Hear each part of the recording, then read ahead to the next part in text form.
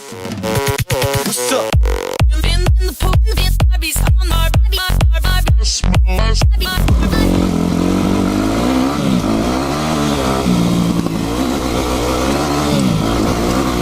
salut tout le monde, c'est Dave. Aujourd'hui, nouveau motovlog les gars. Parce que le dernier que j'ai fait, il vous a extrêmement plu. Et du coup, moi ça me fait plaisir les amis. Hop là. Ok, donc dans ce motovlog tout simplement, je vais vous donner mon avis sur les dirt bikes. Ou plutôt les pit bikes. Donc la moto que j'avais avant en fait. Je vais vous donner un avis sur cette marque là et même cette catégorie de moto. Hop là. Parce que je sais que ça peut intéresser pas mal de personnes d'entre vous, sachant qu'on me le demandait régulièrement mon avis. Donc je vais vous donner les points positifs et les points négatifs dans cette vidéo tout simplement. Donc là je sais pas du tout où on va y aller en mode découverte à la wall again, beast to fly motherfucker. Donc voilà, donc tout simplement pour commencer, au niveau des points positifs, moi je trouve que c'est une bonne moto, elle est bien pour débuter, le couple il est là franchement. Attendez, là il y a un espèce de fossé, on peut le passer, ouais je pense, hop. On va y aller doucement, moi je les saute pas encore les fossés. Voilà. Hop. Donc ouais franchement c'est une moto, elle a une bonne patate hein, parce que pour une mini moto franchement moi je trouve que ça on voit. C'est d'ailleurs ce qui m'a fait débuter sur les motocross en fait. J'avais d'autres motocross avant, la pit si on peut dire ça comme ça, mais c'était des pockets donc pour moi ça a rien à voir, rien du tout. Donc voilà. Donc là déjà la puissance franchement elle est là. Moi j'étais sur un 150 cm3. Du coup sur les 125 je sais pas trop, mais bon, de ce que j'ai entendu parler la puissance elle est aussi là, y a pas à s'inquiéter là-dessus. Wow. Ok. Donc ouais, la puissance elle est là pour ceux qui cherchent la puissance. Le seul truc c'est que la vitesse de pointe elle est pas élevée en fait. On va vraiment aller rapidement à sa vitesse max tout simplement parce que déjà elle a que 4 vitesses. Hop.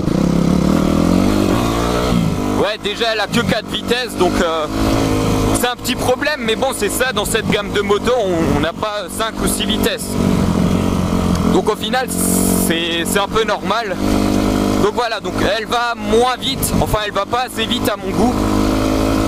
Mais après si c'est uniquement pour rouler sur les terrains de cross et tout ça, ce sera largement suffisant. Il y a juste que moi j'aime bien faire un petit peu d'enduro, tracer dans les champs et tout. Donc voilà. Ensuite au niveau de la taille, la taille franchement moi ça me convenait. Je fais environ 1m72 comme ça, donc on va dire 1m70, ça peut vous convenir si vous faites 1m70. Après à mon avis vers les 1m75 vaut mieux s'orienter sur une enduro ou alors une vraie cross hein, parce que ça va commencer à faire grand tout simplement pour la moto. Voilà. Donc là la taille c'est dit. Ah oui voilà, j'allais oublier un truc qui est franchement super important à mes yeux et je vais vous le dire juste après cette montée.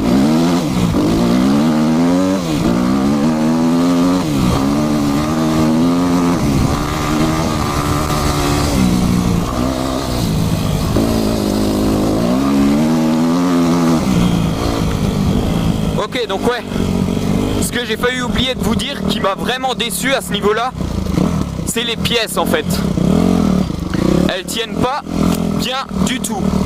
Vous allez toujours avoir quelque chose qui va se dévisser ou quelque chose que vous allez perdre en rentrant de votre balade. À chaque fois vous allez vous en apercevoir. Donc ça franchement moi les gars ça m'avait déçu. Limite à chaque fois que je revenais d'une sortie, et ben j'avais un autre problème sur la moto. Donc voilà. Genre j'avais plusieurs fois le pot, le silencieux du pot qui s'était détaché. Donc ben moi perso je trouve ça très chiant. Surtout qu'alors faut rentrer sans le silencieux du pot.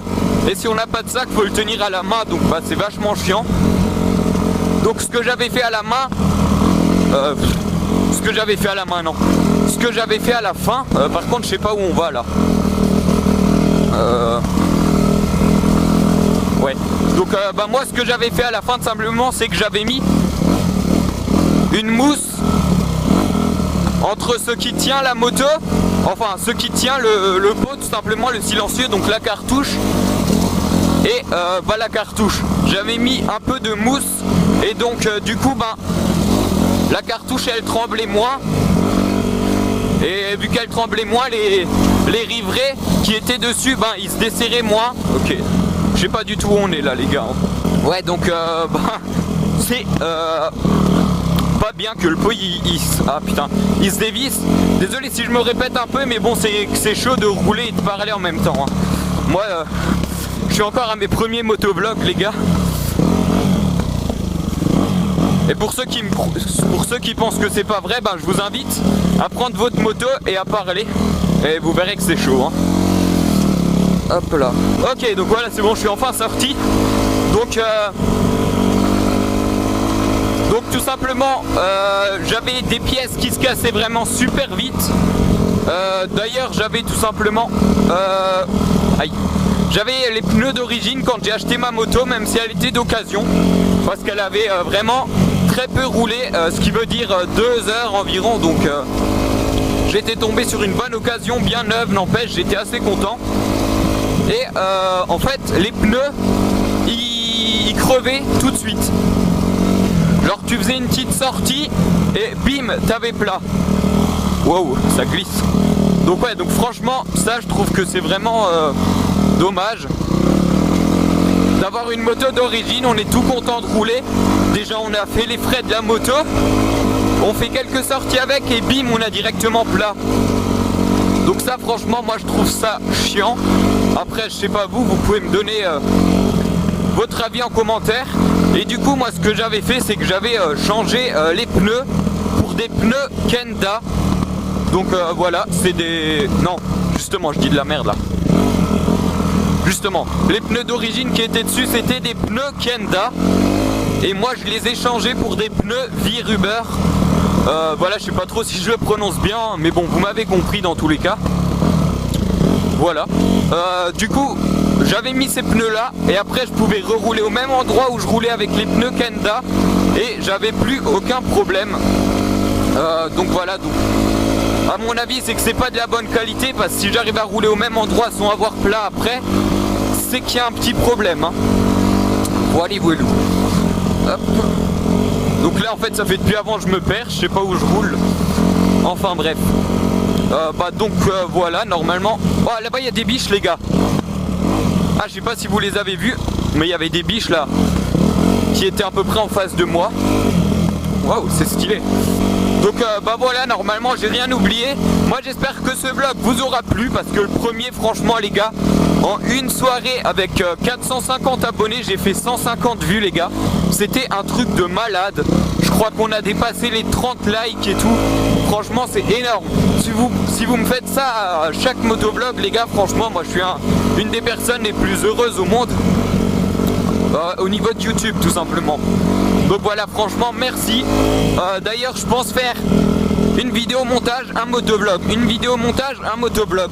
Donc n'hésitez pas à me dire dans les commentaires si ça vous plaît. Et je pense que je ferai ça parce que je trouve ça bien d'alterner entre les deux.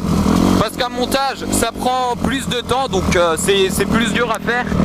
Et si j'en fais trop, après je serai de moins en moins motivé à en faire. Tandis que si j'alterne avec un motovlog où là j'ai presque pas de montage à faire, et moi je trouve ça correct. Et au moins ça me permettra de respirer un petit peu entre parenthèses. Donc voilà, écoutez, moi je vais pas faire durer le motovlog plus longtemps.